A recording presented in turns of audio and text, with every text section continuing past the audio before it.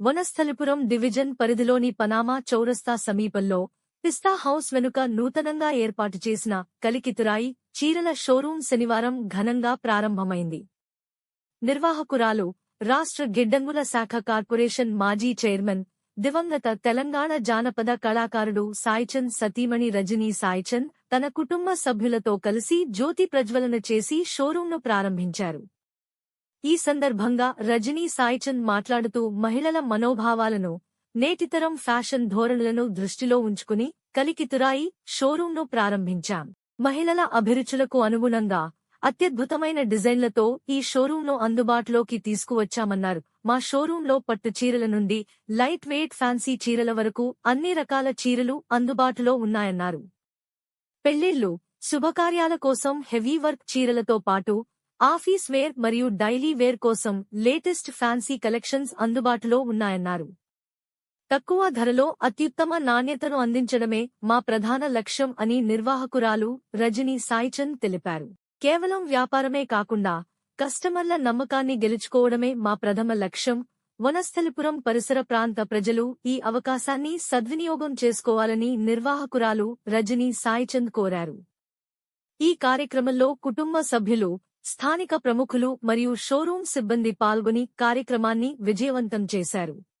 ఈ రోజు వనస్థలిపురంలో కలికితురాయి అనే పేరుతో ఒక శారీ హౌస్ ను ఓపెన్ చేసుకోవడం జరిగిందండి, ప్రారంభించడం జరిగింది.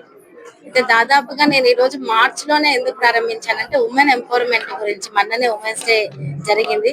ప్రపంచ వ్యాప్తంగా మహిళలు అన్ని రంగాల్లో రాణించాలని పెద్ద ఎత్తున చెప్పుకునే మనమే అనేక రంగాల్లో అడుగు పెట్టట్లేదు.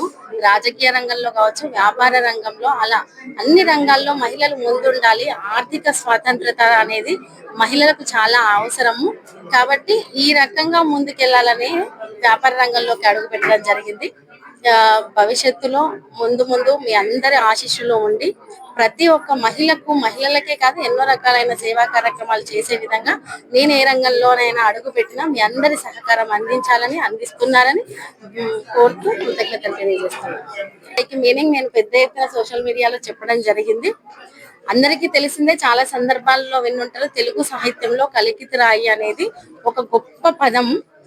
మనము చాలా గొప్ప కీర్తిని, విశిష్టతని గురించి మాట్లాడే సందర్భంలో కలికితురాయిని ఉపయోగిస్తాము.